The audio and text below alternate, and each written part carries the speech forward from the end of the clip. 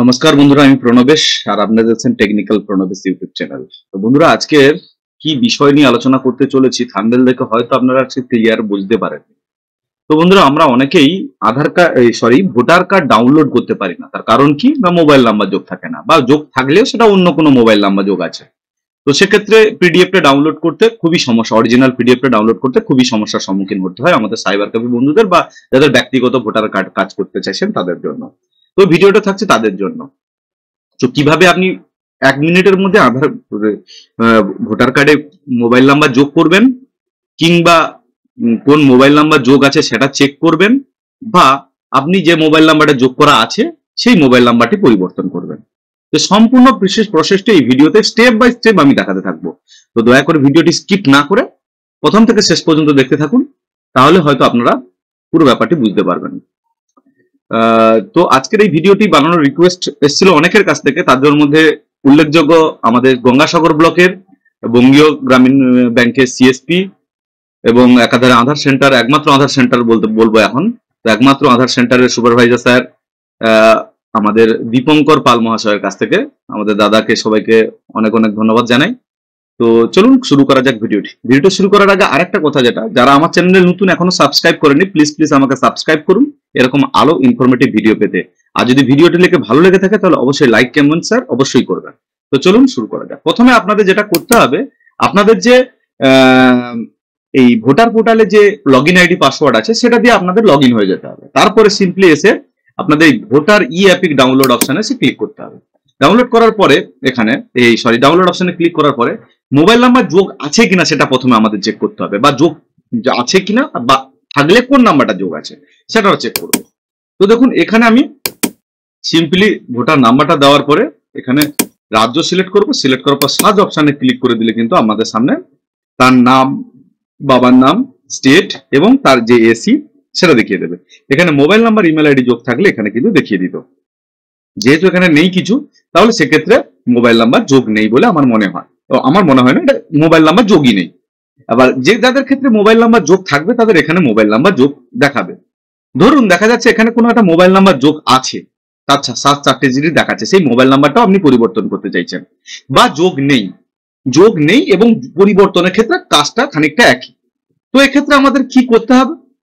এক্ষেত্রে যেটা করতে হবে সেটা সিম্পলি এখান থেকে দেখার পরে আমাদের এই ফর্ম, আমি 1 মিনিটের মধ্যে মোবাইল নাম্বার যোগ করে পিডিএফ ডাউনলোড করার কথা কিন্তু বলেছি। তো সেটা কিভাবে হবে?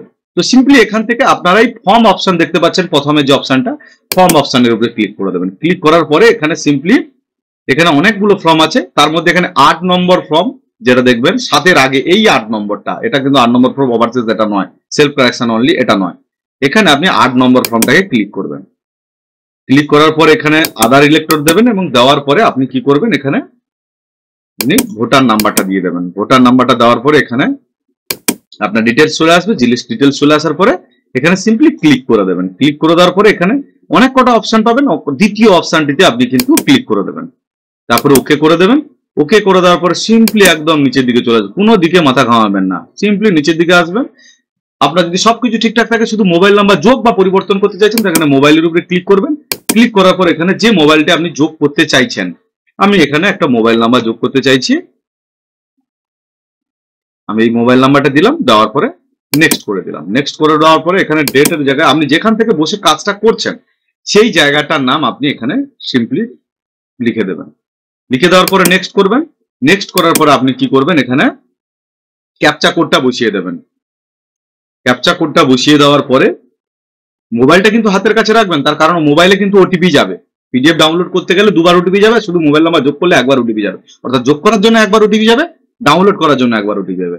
তো এখানে আমি সেন্ড ওটিপি করবো। সেন্ড ওটিপি করার পরে আমাদের সিম্পলি নিচে একটা ওটিপি চলে আসবে, একটুখানি ওয়েট করতে হবে, ওটিপির বক্স চলে আসবে এবং এখানে আমাদের কাছে সম্ভবত একটা ওটিপি চলে এসছে। হ্যাঁ, আমাদের কাছে একটা ওটিপি চলে এসছে। আমি ওটিপিটা সিম্পলি পুট করব। পুট করার পর এখানে প্রিভিউ এন্ড সাবমিটে ক্লিক করার পর এখানে সিম্পলি নিচের দিকে চলে আসবেন, সাবমিট করবেন। চাইলে ফর্মটা ডাউনলোড করবেন, না চাইলে না করবেন। আমি এখানে ওকে করে দেবো।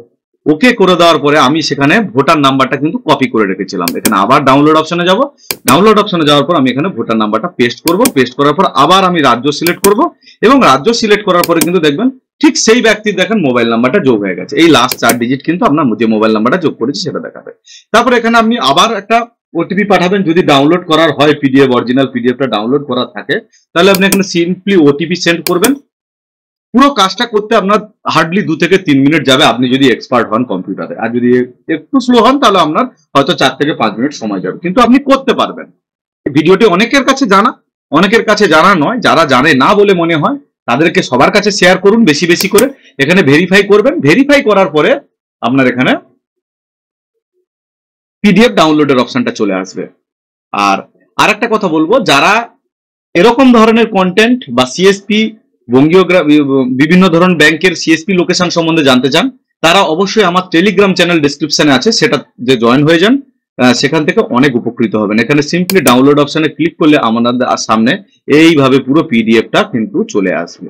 এবার এই পিডিএফটা প্রিন্ট করে পিভিসিতে প্রিন্ট করে আপনি পিভিসিতে দিতে পারেন, নর্মালে প্রিন্ট করেও কাস্টমারকে আপনি হ্যান্ড ওভার করতে পারেন। এখানে পরিষ্কার লেখা আছে পিডিএফ এই কার্ডের সমস্ত কিছু জিনিস যেটা আছে ফিজিক্যাল কার্ডের মতো সমানভাবে বৈধ। তো চলুন আজকের ভিডিওটা এখান পর্যন্ত। নমস্কার।